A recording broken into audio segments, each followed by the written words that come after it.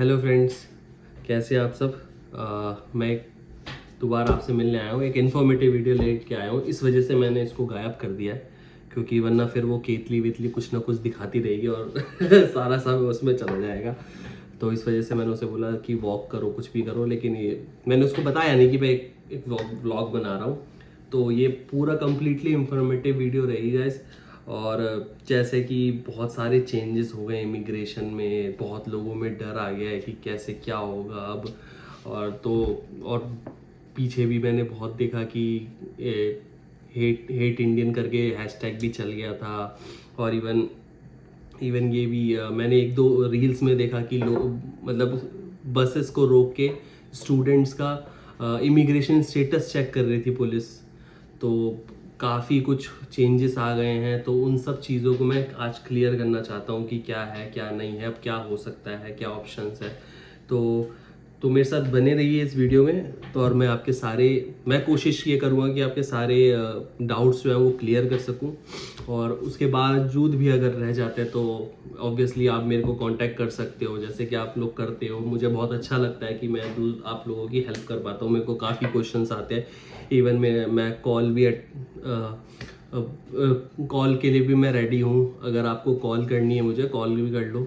उसके लिए इंस्टाग्राम पे मेरे से कनेक्ट कर सकते हो। कि बस मैं चाहता हूँ कि आप लोगों की ज़्यादा से ज़्यादा हेल्प हो सके, क्योंकि अगर आप आओ तो आपको आइडिया होना चाहिए कि क्या है सिचुएशन। क्योंकि हम अपने होम कंट्री में बैठ के नहीं पता चल पाता कि एक्चुअल में हो क्या रहा है। हमें जो पता चलता है न्यूज़ से पता चलता है। न्यूज़ में आधी चीज़ें सच है, सच झूठी हैं।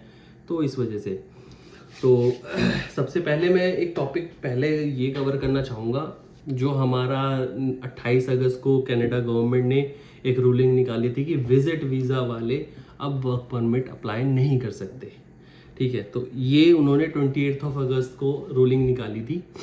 तो इस रूलिंग के अंडर आप बेसिकली पहले क्या होता था, पहले इन द सेंस ये इन्होंने ना पेंडेमिक से ही स्टार्ट करा था। जैसे ही पेंडेमिक लॉकडाउन लगा, लॉकडाउन से पहले ये रूल नहीं था, सेम था जो आज की डेट में है कि कोई ऐसा कुछ नहीं कर सकता। लेकिन जैसे ही पेंडेमिक हुआ, लॉकडाउन लगा, तो इनके पास ना मतलब काम करने के लिए बंदे बहुत कम बच गए थे।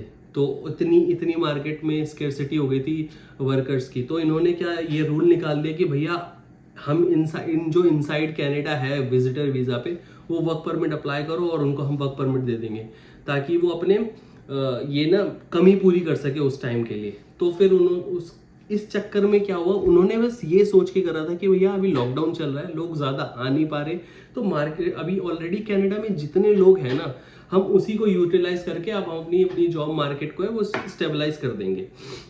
लेकिन फिर हमारे कुछ इमिग्रेशन एजेंट्स बैठे हुए हैं जो हमारी होम कंट्री में, उन्होंने इसको लूप होल की तरह ट्रीट करा और बोला कि भैया ऐसे एक तरह का पैकेज बेचने लग गए कि भैया विजिटर वीज़ा हम आपको दिलाएंगे। विजिटर वीज़ा मिल गया तो मतलब वर्क परमिट मिल गया। तो ये सब होता गया। कनाडा गवर्नमेंट आज नहीं तो कल उसको पता चलना ही था। और प्लस आज जो करंट गवर्नमेंट है ट्रूडो की, उसका ऐसी हालत होती जा रही है कि उसकी सरकार आज गिरे नहीं तो कल गिरी। तो इस वजह से अब वो हार्श स्टेप तो लेंगे। तो उनके माइंड में ये चीज़ पहले, मेरे को तो नहीं लगता कि कनाडा गवर्नमेंट को पता नहीं होगा कि लोग ऐसा फ़ायदा उठा रहे हैं। ऑब्वियसली जब उनके सर के ऊपर बात आई है तो वो भी अपने सर तो बचाएंगे। तो उनको ये लगा और उन्होंने ये उठा के रूल बंद कर दिया। तो इसके तहत अगर आप विजिटर वीज़ा पे हो और इनसाइड कनाडा हो तो आप ऑनलाइन एप्लीकेशन फाइल नहीं कर सकते अपने वर्क परमिट के लिए। लेकिन अभी भी आज की डेट में भी इसमें एक लूप होल बचा है गाइस। वो ये लूप होल बचा है, मतलब मे बी कनाडा गवर्नमेंट को पता होगा, लेकिन अब वो कब इसके ऊपर भी बैन लगा दे नहीं पता। लेकिन इसके अंदर एक लूप होल ये बचा है फ्लैग पोलिंग का। उसके अंदर क्या होता है कि जैसे आप कनाडा के अंदर रहते हुए नहीं कर सकते, लेकिन अगर आप लेट्स से आप विजिटर वीज़ा पे यहाँ पर हो और आप यूएसए चले गए, ठीक है, ऑब्वियसली आपके पास यूएसए वीज़ा नहीं होगा तो यूएसए बॉर्डर पे आपको रिजेक्ट हो जाएगा आपका वीज़ा। आप फिर दोबारा से एंटर करोगे कनाडा बॉर्डर पे और इमिग्रेशन ऑफिसर को, तब आप वहाँ पे अपना वर्क परमिट अप्लाई कर सकते हो।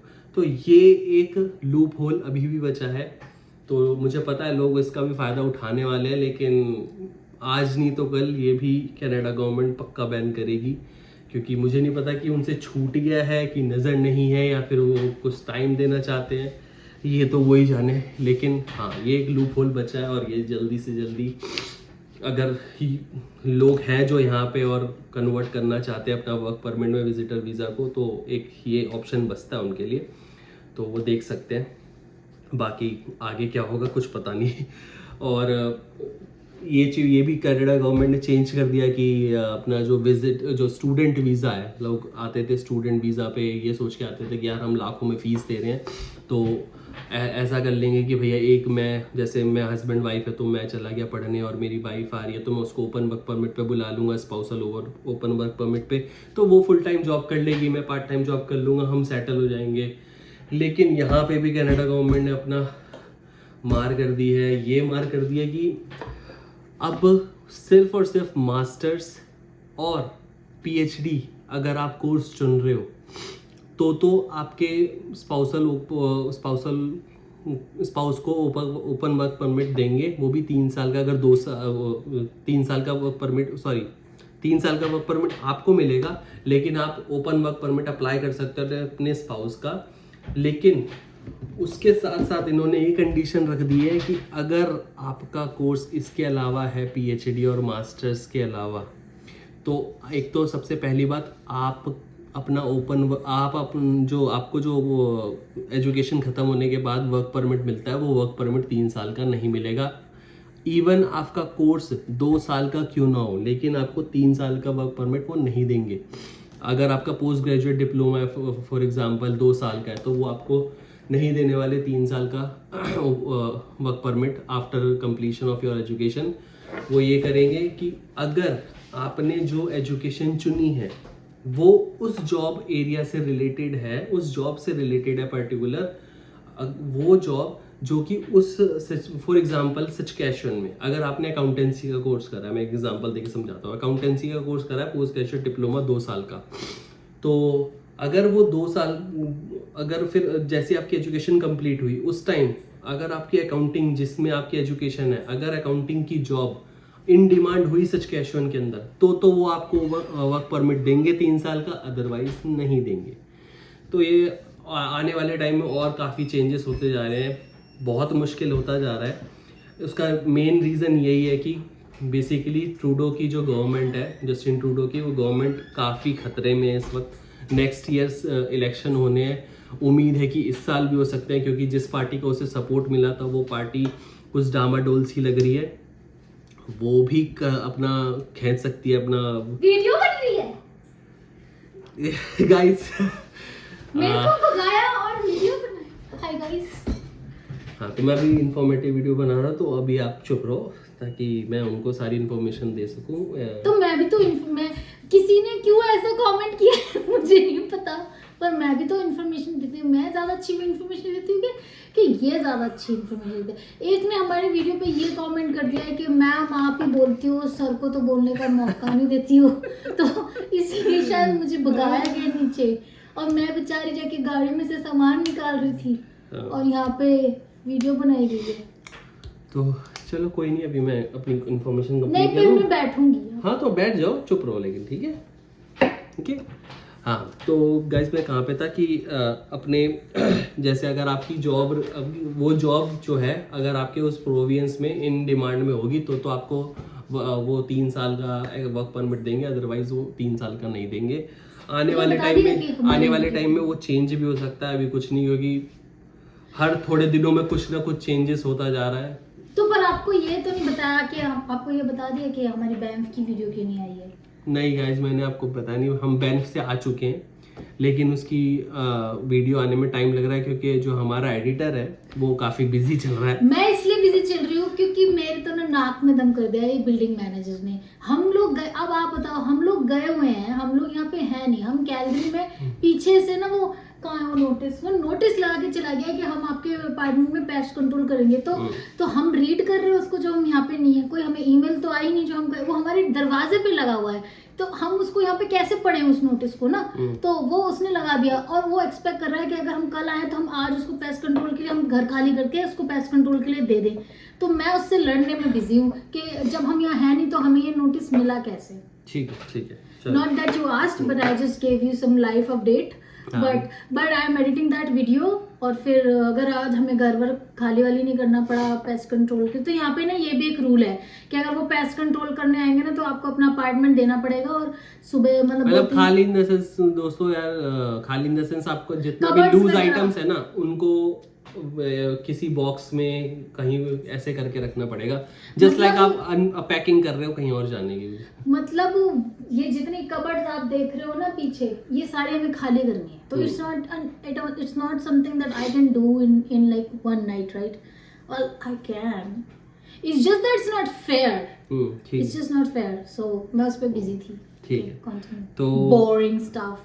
तो मैं दोस्तों बता रहा था कि स्टूडेंट वीज़ा अगर, तो फिर मेरी तरफ से यही एडवाइस होगी कि अगर कोई मतलब इतने पैसे लगा रहा है कि स्टूडेंट वीज़ा पे अभी भी वो चांस लेके आना चाह रहा है, तो मैं बोलूँगा दोस्तों कि ना मास्टर के लिए ट्राई करो। अगर कोई मास्टर डिग्री है तो उसके लिए ट्राई करो, क्योंकि मेरे को मतलब समझ में नहीं आता कि इतने लाखों रुपए लगा के हम 1 साल का वर्क परमिट अप्लाई करो, और 1 साल के वर्क परमिट में भाई सी के जो ड्रॉज आ रहे हैं वो भी कोई रेगुलर नहीं आ रहे, उनकी भी कट ऑफ हाई जा रही है।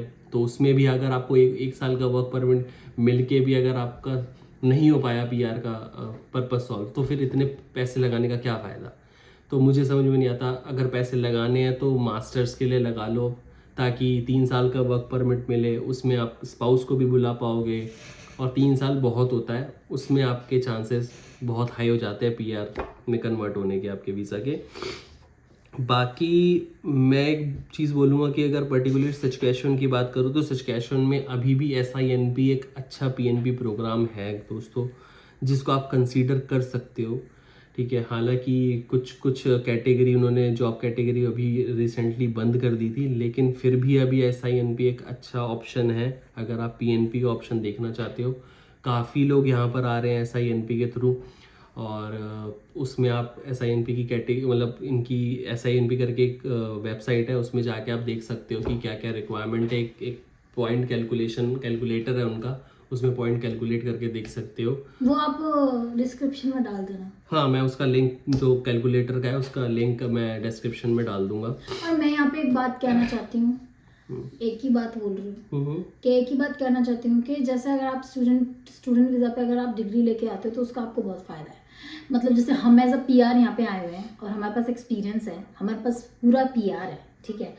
और फॉर एग्जांपल हम जिस जॉब के लिए अप्लाई करेंगे, बट लेकिन अगर आपने यहाँ से डिग्री कोर्स किया, आपको यहाँ से 3 साल की डिग्री तो बहुत बड़ी बात होगी, डिप्लोमा कोर्स पे भी बहुत लेवरेज, 1 साल का कोर्स भी करा है और आपके पास एक्सपीरियंस 0 तो है। मैं जो बोल रही हूँ वो ये बोल रही हूँ कि अगर आपको 3 साल की डिग्री कोर्स है तो आपको लेवरेज हमसे ऊपर मिलेगी।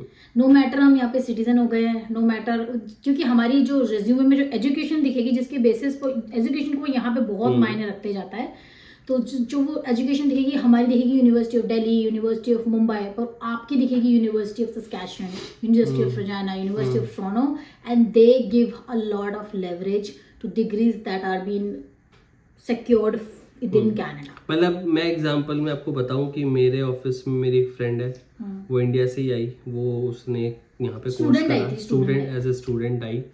ठीक है, इंडिया में कोई एक्सपीरियंस नहीं था, मैं आराम से 8-9 साल का एक्सपीरियंस अकाउंटिंग में लेकर आया हूँ। लेकिन जब मैंने उससे पूछा, वो जॉब के लिए अप्लाई कर रही थी, तो उसके पास इतनी सारी ऑफर्स आई हुई थी, इतने सारे कॉल्स आ रहे थे, हर दूसरे दिन उसके पास कॉल आ रही थी, और मैंने कितनी सारी जॉब्स अप्लाई करी थी, तो उसमें से 1 और 2 से मेरे को कॉल आई। तो मेरे को डिफरेंस पता चल गया कि यहाँ पे अगर उसने 1 साल का कोर्स भी करा तो क्या डिफरेंस हो। मतलब इंटरव्यू कॉल्स उसको कंपैरेटिवली ज़्यादा आएगी, जॉब उसकी भी वहीं लगी जहाँ इनकी लगी। ऐसा नहीं कि PR वालों को जॉब नहीं मिलती है, इस जगह 2 कैंडिडेट्स होते हैं, हाँ, तो प्रेफरेंस मिल जाती है यार। अगर देखो ना, अगर मेरे को 2 इंटरव्यू के लिए कॉल आई, उसको 5 के लिए आई, तो चांसेस उसके लगेंगे ना ज़्यादा जॉब लगने के। तो बस एक ये है। तो अगर स्पेशली अगर आपने जो एजुकेशन लिया आप उसी की जॉब करने आए हो, हाँ, अगर आपने एजुकेशन लिया था कुछ और, जॉब कर रहे हो, ढूंढ रहे हो, अप्लाई कर रहे हो कुछ और, तो नहीं आपको कंसिडर करते, ऑब्वियसली। तो वही मैं कहना चाहती थी। आई थिंक मैंने बहुत इंपॉर्टेंट इन्फॉर्मेशन दी है, सो हूएवर थिंक्स के मैं ज़्यादा इंपॉर्टेंट बात नहीं करती हूँ, फिर मैं बोलने नहीं देती हूँ। ठीक है, thank you for your sharing your kind knowledge with our friends. ये सारी ऑडियंस मेरे वजह से है। बिल्कुल है, बिल्कुल। हम आपकी वजह से है तो हमारी ऑडियंस क्यों नहीं आपकी वजह से हुई? तो हाँ दोस्तों, ये था मेरी तरफ से सारा की सारी नॉलेज जो मैं देना चाहता था, आपसे शेयर करना चाहता था। बता दे हालांकि कैसे आ सकते हैं। हालांकि ऑप्शंस में आपको बता चुका हूँ कि SINPA का आप अभी भी देख सकते हो। LMIA बता दिया आपने? LMIA का मैं क्या बताऊँ दोस्तों कि यहाँ पे ना नहीं बताया था तो मैं बताती हूँ। तो क्या होता है इंडिया में काफी फ्रॉड भी चलते हैं LMIA के लिए दोस्तों। तो फिर आप 100% श्योर हो तो LMIA के लिए आना, नहीं तो भैया मैं तो रेफरेंस नहीं देता LMIA को until unless आपका सामने वाला बंदा इतना जानने वाला है कि हाँ आप ब्लाइंडली ट्रस्ट कर सकते हो उसके ऊपर। वरना मैं LMIA को सपोर्ट नहीं करता, क्योंकि वो एक तरह का जुआ है। मैं बताती हूँ आपको।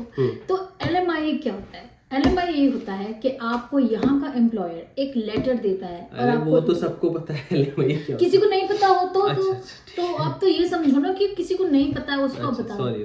तो LMIA क्या होता है कि LMIA इज अ लेटर और it's kind of a work permit.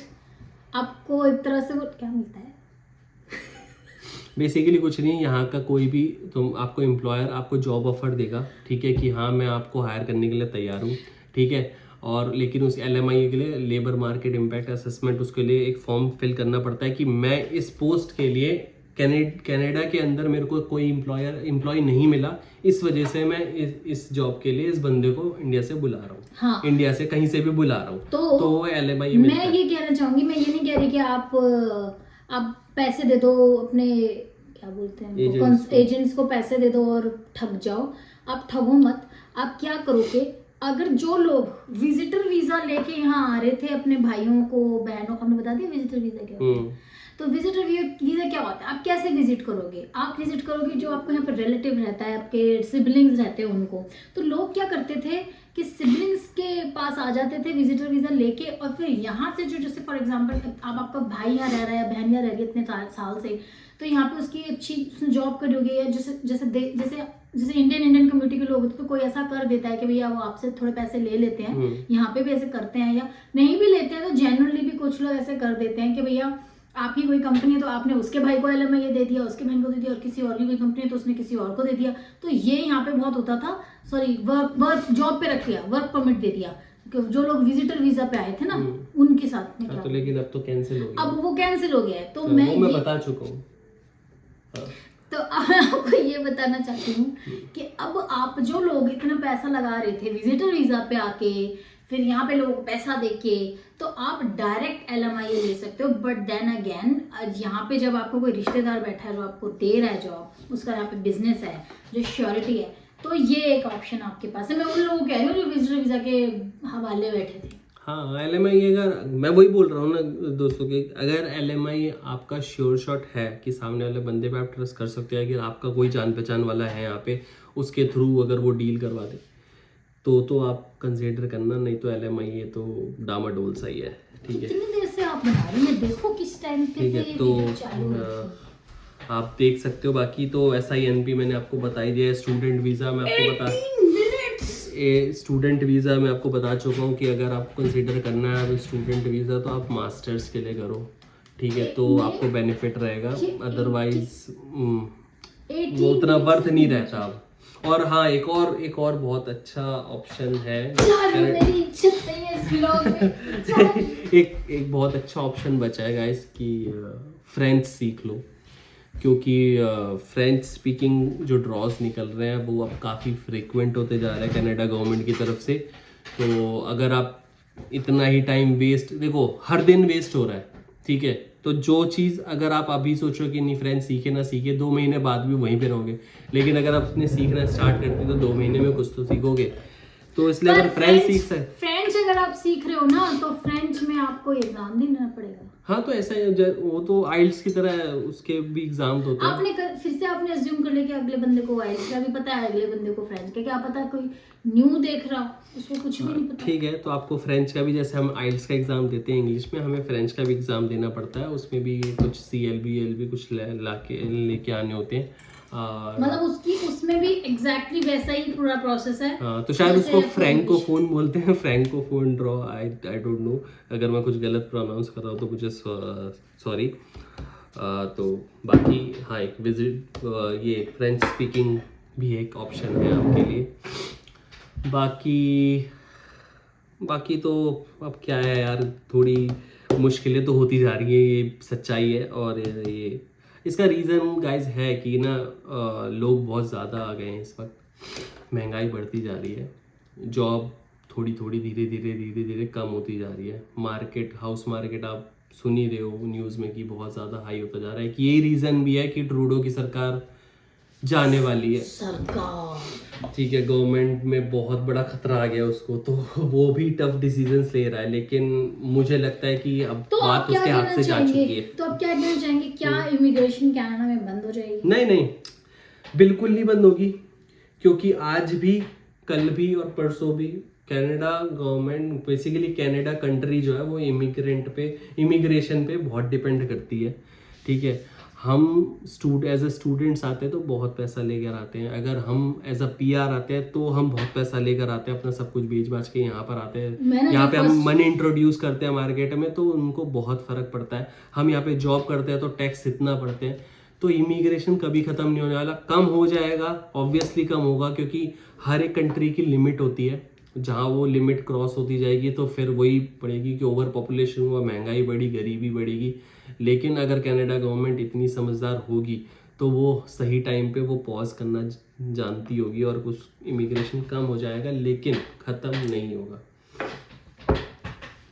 Thank you इतनी इंफॉर्मेशन देने के लिए। बाकी मैं तो अवेलेबल हूँ दोस्तों, इंस्टाग्राम पे कभी भी मुझसे कांटेक्ट कर लो, मैं हमेशा हेल्प करने के लिए तैयार हूँ। और मैं भी हूँ, हाँ, ये भी हेल्प करने के लिए तैयार है।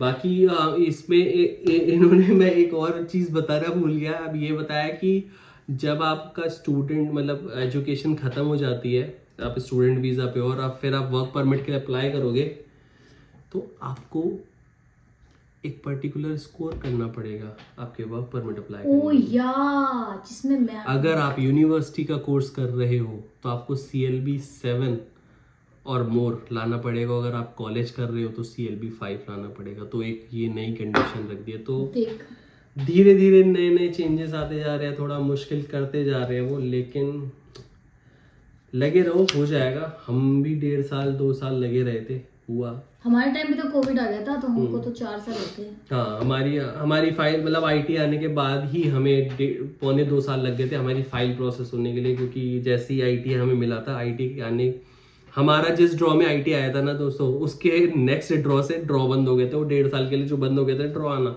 वो हमारा लास्ट ड्रॉ में हम पिक हुए थे। तो भोलेनाथ जी की कृपा थी, हो गया हमारा। वो भी हम कैसे पिक हुए थे ना, ये भी एक बहुत लंबी स्टोरी है, ऐसे नहीं बताएंगे। हाँ, हम अपनी PR स्टोरी जरूर शेयर आपको- करेंगे। अगर आप हमें ठीक, मैं आपको कुछ नहीं अच्छा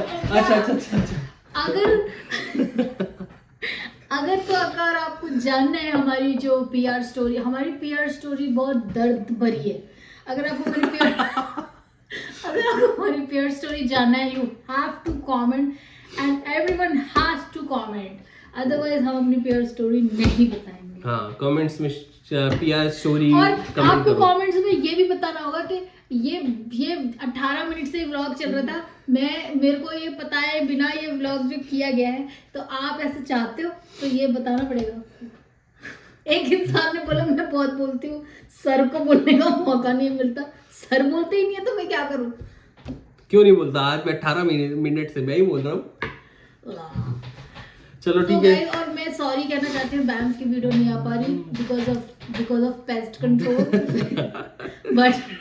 but I will definitely this weekend or maybe tomorrow it depends, तो वो बैंक की रहेगी। और हमने बैंक पे बहुत मजे करे थे। बस बहुत सारी हमारे पास ना एक्सपीरियंसेस है and good and bad, and बहुत सारी टिप्स हैं कि जो कोई बजट पे जाना चाहता है तो वो क्या कर सकता है और क्या सारा खर्चा भी शेयर करेंगे दोस्तों कि कहाँ पे कितना लगा और क्या हो सकता है। और हम बहुत कम दिनों में गए थे, फिर भी हमने सब कुछ देख लिया। हमने सिर्फ एक चीज छूटी थी विच वाज लाइक वे दूर, तो वो सब हम आपको बता देंगे। सो सी यू नेक्स्ट व्लॉग। होपफुली वो व्लॉग चोरी छुपे नहीं बन रहा होगा और उसमें मैं होंगी। नहीं हाँ, और बाकी यार लाइक कर दो, शेयर कर दो और सब्सक्राइब तो कर हमारे दो। व्यूज कम हो गए, हाँ। हमें इंटरेस्ट आया कि लोग हमारी बात सुन रहे हैं, अब हमारे लोग बात नहीं सुन रहे, तो मुझे लगता है इसलिए मेरे को नहीं रखा है।